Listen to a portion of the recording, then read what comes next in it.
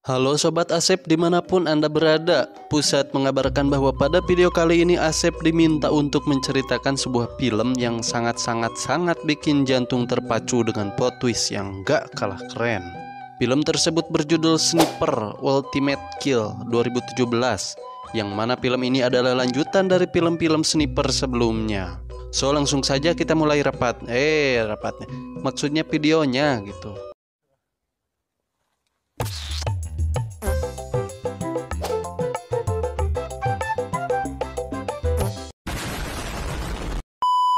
Di awal film kita diperlihatkan dengan sesosok sniper sedang bersembunyi di semak-semak sambil membidik satu orang.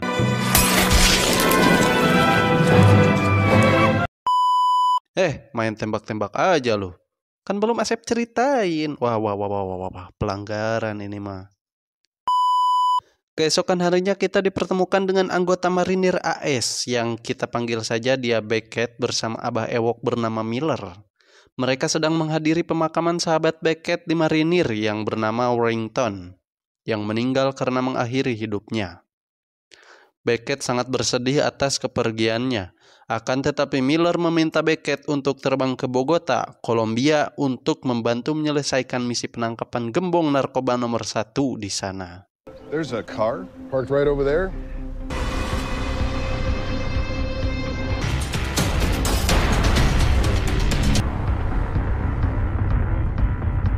Sesampainya Beckett di kantor kepolisian Bogota, ia disambut oleh seorang pria bernama Santiago yang kelak ialah yang akan menemani Beckett menjalankan misinya. Semacam pengintai gitu ya kan. Kalau penembak harus sama pengintainya itu sepaket gitu. Beckett kemudian disambut oleh Master Gun atau Thomas Beckett. Loh, kok sama-sama Beckett ya? Usut punya usut, ternyata Thomas adalah ayah dari Brandon Beckett, yang mana dulunya ia juga adalah sniper terhebat di masanya. Sampai-sampai ia mendapatkan gelar Master Gun. Agar tidak keliru, kita panggil bapaknya ini Pak Thomas saja ya. Oke? Mereka semuanya tuh yang ada di dalam kemudian merundingkan strategi untuk menangkap seorang gembong narkoba yang sudah 10 tahun diincar. Namun dalam 10 tahun itu dia menghilang entah kemana. Menurut informasi, 3 bulan terakhir Morales sering menampakkan diri dan berseliweran di jagat raya. Jadi namanya Morales, Sobat. Jesus Morales. Kayak intelijen lapangan mengabarkan bahwa beberapa hari ke depan Morales akan berada di sebuah peternakan di dalam hutan. Beckett ditugaskan untuk memantau para pasukan dan melindungi mereka dari kejauhan. Jaga-jaga kalau ada sniper lawan beraksi gitu ya. Dan tiba-tiba datanglah agen wanita bernama Kate Estrada untuk ikut berunding. Menurut rencana, penyergapan akan dilakukan lusa. Namun entah kesirep angin apa, Estrada yang jabatannya ketua pelaksana dalam misi ini pun memajukan jadwal penyergapan menjadi esok hari. Tak terkecuali Beckett yang belum melakukan analisis dan pemantauan lokasi, yang hal tersebut sangat penting dilakukan untuk seorang penembak jitu seperti dirinya. Drone analysis, topography checks. Yeah, he's right. This is our first legitimate shot at him. Namun apalah daya, ras terkuat di muka bumi sudah memutuskan, akhirnya mereka semua menyetujuinya. Dari sini kita tahu bahwa Estrada itu heras babatok tapi gigih dan berintegritas. Misi-misi Estrada sebelumnya tidak pernah gagal, maka para petinggi pun percaya padanya.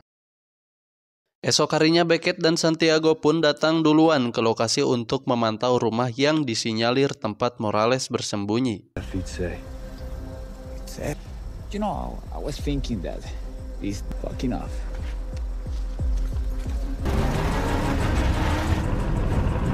Para pasukan tiba dan satu persatu mulai masuk merangsek ke dalam rumah.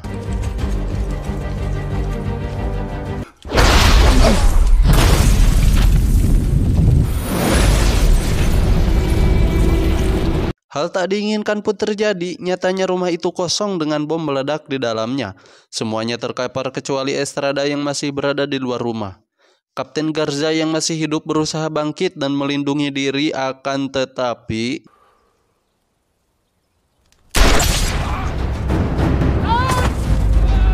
seorang sniper menembaki kaki kapten. Disusul tembakan kedua mengenai wajah kapten. Hal itu sontak membuat Beckett dan Santiago bergegas mencari keberadaan sniper musuh. Namun tembakannya meleset dan sniper musuh pun kabur. Operasi itu gagal total setelah sekian nyawa melayang akibat ledakan dan sniper musuh. Mereka yang tersisa pun kembali ke markas. Di sini Thomas merasakan adanya kejanggalan atas insiden yang fatal tersebut, di mana 2 tembakan dilepaskan dan dua-duanya tepat sasaran. 2 shots, 2 hits. Beckett yang mempunyai insting pengintai pun menjelaskan bahwa target utama dari tembakan tersebut adalah Estrada.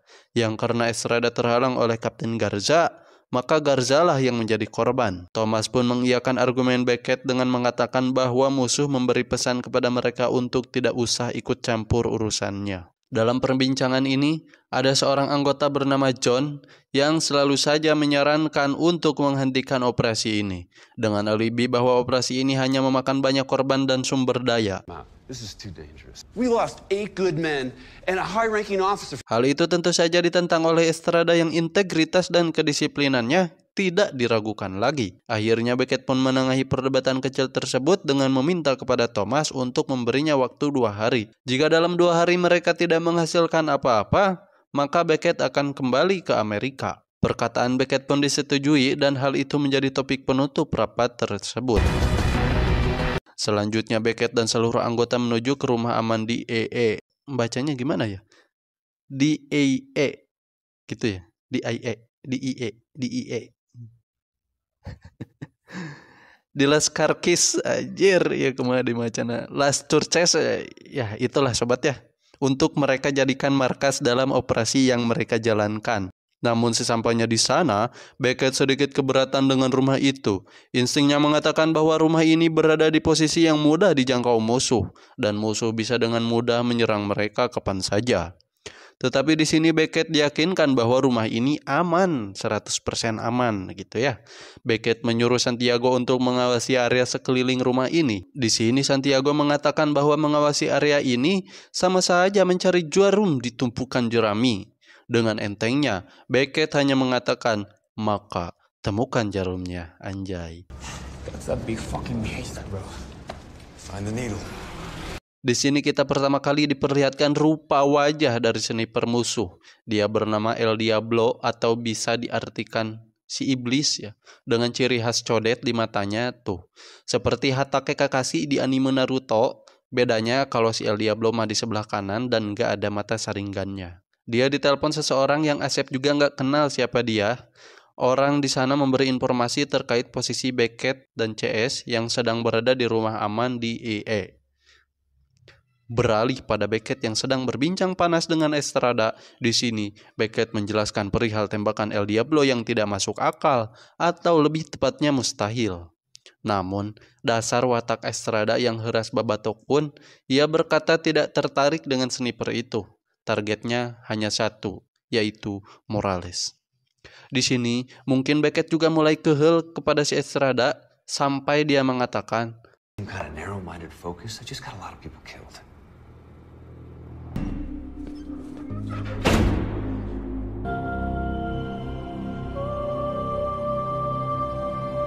Loh. Tuh kan, nangis. Tapi gak apa-apalah, dia seorang wanita yang tangguh dan pemberani. Nangis 1-2 kali mah, gak apa-apalah. Ya, Estrada ya.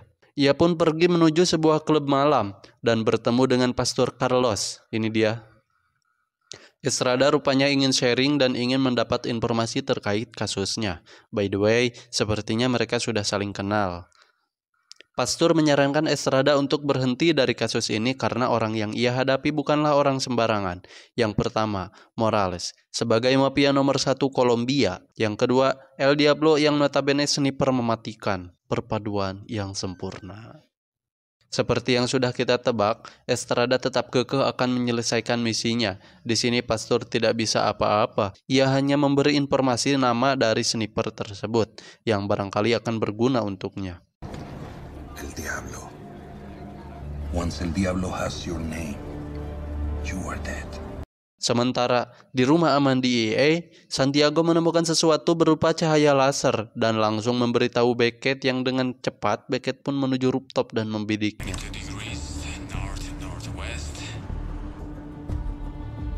That's exactly what it is. Terjawablah sudah, kenapa tembakan dari El Diablo di peternakan itu mustahil? Rupanya, dia memakai sistem tambahan berupa alat untuk mengunci target. Jadi, kemanapun target itu bergerak, asal dia sudah dikunci, maka peluru tak akan meleset sedikit pun. Di sini Beckett menembak Tipayun untuk memancing tembakan El Diablo.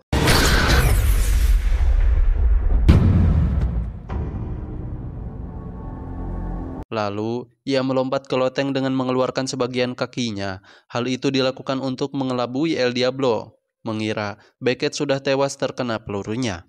Yang pada keesokan harinya, ditemukan bahwa peluru itu benar-benar meleset, tertancap di tembok.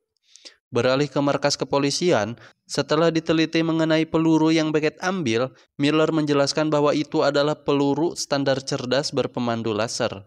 Teknologi ini dikembangkan pada tahun 2014 dan Miller sendiri adalah salah satu pengujinya. Proyektilnya bersirip penstabil dan putarannya pun stabil, dipasangi sistem optik sehingga mampu menyesuaikan posisinya sendiri 30 kali per detik sambil menyerang target yang bergerak dalam jarak 1,6 km. Teknologi ini hanya ada di keamanan negara saja. Jika Morales bisa mendapatkan teknologi ini, bisa jadi ada pengkhianat di antara mereka. Begitulah penjelasan dari Miller. Sobat pada ngerti nggak? Kalau nggak, bisa komen di bawah ya, nanti Mimin jawab. Di pertengahan film, kita baru diperlihatkan antagonis kita. Ini dia orangnya. Ia sedang bermain biliar bersama anak buahnya setelah ia kembali ke ruang kerjanya. Akan tetapi, Where's my fucking money? ia kaget dengan kehadiran El Diablo. El Diablo meminta upah atas kematian Beckett, namun yang tidak El Diablo ketahui di sini adalah Beckett masih hidup. Morales sendiri yang mengatakannya. That Marine scout sniper. I shot him. You're not needed anymore. Sontak El Diablo kaget, bingung dan hariwang. Kembali kepada Beckett dan Estrada yang sedang menuju rumah aman CIA. Ya, karena rumah aman CIA sudah diketahui musuh. Estrada ditelepon oleh Pastor Carlos yang memberitahu bahwa El Diablo mempunyai pasangan wanita bernama Maria Ramos. Percakapan itu ditutup dan Pastor Carlos pun mengirimkan alamat dari Maria Ramos. Obrolan Estrada dan Beckett pun dilanjutkan, tetapi tiba-tiba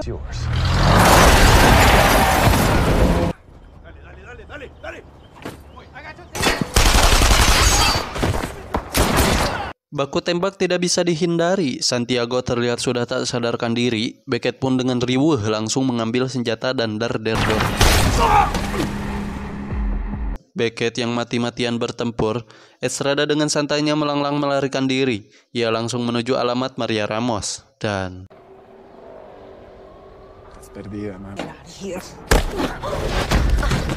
rupa-rupanya daerah ini dipenuhi anak buah Morales, sehingga perkelahian pun pecah. Estrada yang kalah jumlah pun terpojok. Bak pahlawan, Beckett tiba-tiba datang dan menembaki mereka satu persatu, dan berhasil melumpuhkan satu dari anak buah Morales. Sementara yang ini berhasil kabur. Yang ini juga. You made a big mistake coming here. I'm done playing games with you. Beckett dan Estrada pun kabur. Sebelum lari, Estrada sempat mengambil kalung dari Maria dan setelah dibuka, rupanya fotonya sedang bersama El Diablo. Beckett pun menelpon ayahnya. Ia berpesan untuk tidak memberitahu siapa-siapa tentang keberadaannya. Mungkin Beckett sudah merasakan ada yang membocorkan posisinya, sehingga kemanapun ia pergi pasti akan ditemukan. Setelahnya, atas inisiatif dari Estrada, mereka berdua menuju rumah pastor untuk bersembunyi. Terlihat wajah John agak kecewa lantaran ia keberatan jika Estrada dan Beckett bertindak tanpa sepengetahuannya. Malamnya Beckett diajak pastor untuk jalan-jalan, dan di sana Beckett bercerita atau curhatlah sederhananya mah tentang kehidupan dan segala hal. Pastor sedikit memberinya pencerahan dan kita beralih ke markas di mana John, Thomas, dan Miller sedang berdiskusi tentang wajah dari El Diablo untuk mengetahui tentang biografi El Diablo. Akan tetapi John sedikit ngelantur menjawabnya, nggak to the point gitu ya, sehingga urat leher mereka pada merenteng. Harbor Master's office in Caracas, Venezuela. We think he's Panamanian. What are you suggesting here, John? Master Sergeant Beckett and Agent Estrada are moving the needle. Give him to me. Di sisi lain, Estrada dan Beckett merasakan hal yang tidak beres sesaat setelah Pastor Carlos memberi SMS kepada Estrada dengan pesan, temui dia di depan gereja. Mereka berdua kemudian menuju tempat yang dimaksud dengan membawa seperangkat alat penembak jitu dan bersembunyi di suatu gudang. Off scope. Behind the truck. Father Carlos. Alangkah terperanjatnya mereka ketika menyaksikan sebuah mobil van melaju. Di baliknya, ternyata ada Pastor Carlos sedang digantung. Seketika Estrada panik dan langsung ingin keluar, tetapi Beckett mencegahnya. Ia bilang bahwa ini adalah jebakan. Tetap tenang, Estrada. Myth. Shoot again. Mereka mencoba menyelamatkan Pastor Carlos dengan menembak tali yang menjeratnya. Pastor terjatuh dan selamat, tetapi keberadaan mereka diketahui El Diablo yang rupanya sudah mengintai dari tadi. Mereka bersembunyi, tetapi nasib tragis dialami Pastor yang baru saja melepas tali lehernya. Ia ditembak El Diablo dan akhirnya Pastor pun meninggal. Besoknya masyarakat langsung mengerumuni peti jasad Pastor Carlos. Mereka semua bersedih lantaran sosok ayah bagi mereka semua sudah tiada. Tidak terkecuali Beckett dan Estrada. Dan rupanya salah satu anak buah Morales pun ikut berduka, tetapi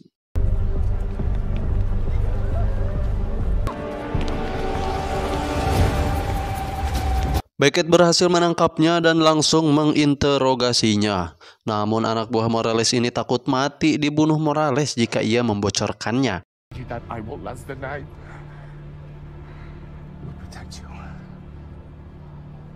Tetapi Beckett meyakinkannya bahwa ia akan dilindungi oleh Beckett. Anak buah Morales ini pun menyebutkan kediaman dari Morales. Akhirnya, gembong narkoba dan mafia nomor 1 di Kolombia pun ditangkap dan dibawa ke Miami. Hola, Jesus. Besides you, who does El Diablo work for? El Diablo yang mengikuti langkah dari kepolisian juga ikut terbang ke Miami. Dengan sedikit bantuan dari seseorang, ia berhasil lolos di bandara. Everything else in place. Like a true Marine. Miller! Dengan kehadiran Miller di pihak Beckett, tentu semakin kuatlah mereka karena masalah hanya tinggal satu, yaitu El Diablo. Miller yang dulunya adalah pengintai untuk Thomas pastinya sudah matang akan sebuah strategi. Pada momen ini, mereka menyusun strategi yang insya Allah akan pasti berhasil. Sementara di sisi lain, El Diablo juga sedang membenahi tempatnya dan menyusun strategi yang matang. John pun datang. That's awesome. Thanks a lot, Bob. John. Dan Morales yang saat ini masih berada di bandara militer pun akan dipindahkan ke lapas yang sudah ditentukan dengan dikawal beberapa mobil dan penjaga. Hal ini juga dimanfaatkan Beckett dan kawan-kawan untuk menghabisi El Diablo, karena menurut perhitungan, El Diablo sudah pasti akan tetap mengejar Beckett dan posisi dari El Diablo sudah diperhitungkan letaknya.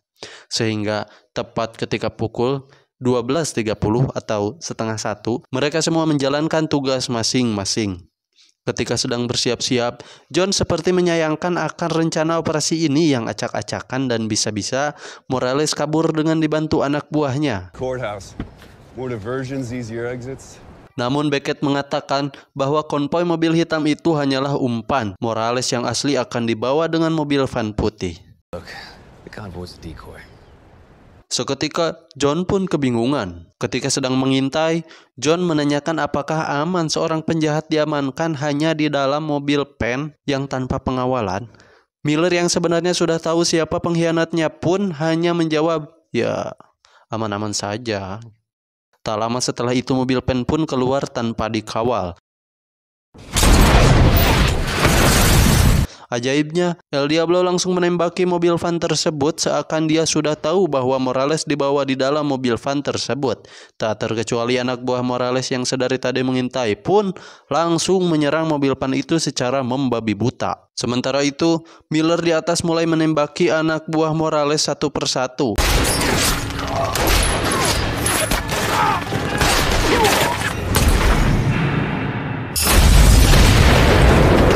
Tembakan kedua El Diablo mengenai mobil van tersebut sampai meledak. Tembakan dari El Diablo itu langsung dilihat oleh Estrada dan Beckett, yang kemudian mereka membidik dan mengunci sumber dari tembakan El Diablo. El Diablo menyadari posisi dari Beckett dan mengarahkan skopnya ke atas, tetapi terlambat.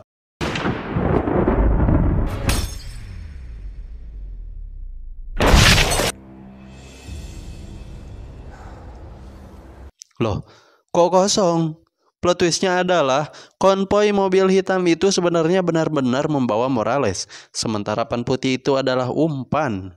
Berbeda dengan yang dikatakan Beckett kepada John tadi, rupanya strategi ini dilakukan agar antara si pengkhianat dengan El Diablo dan anak buah Morales mendapat informasi yang salah, dan nantinya pengkhianat itu akan terungkap, El Diablo dan Morales akan tertangkap. Beckett berhasil menghabisi El Diablo, Miller berhasil menghabisi anak buah Morales, dan Morales berhasil diamankan.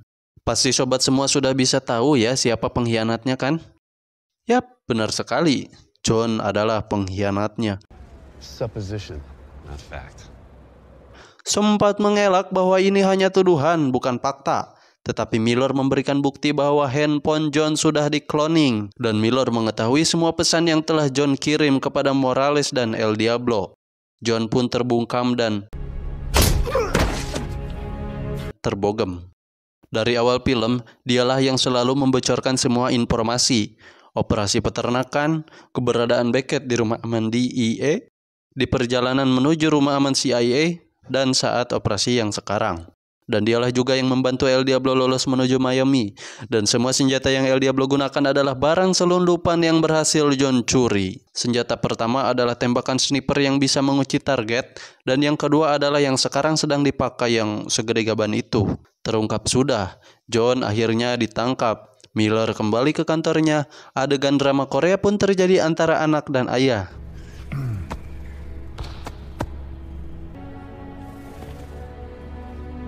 Estrada dan Beckett pun kembali pulang menaiki helikopter yang sudah disediakan. Dan film pun berakhir. Dah gitu aja. Jangan lupa subscribe, like, comment, and share ya sobat. Biar saya makin semangat kontennya gitu ya. Sampai jumpa di video selanjutnya. See you next time sobat. Assalamualaikum warahmatullahi wabarakatuh.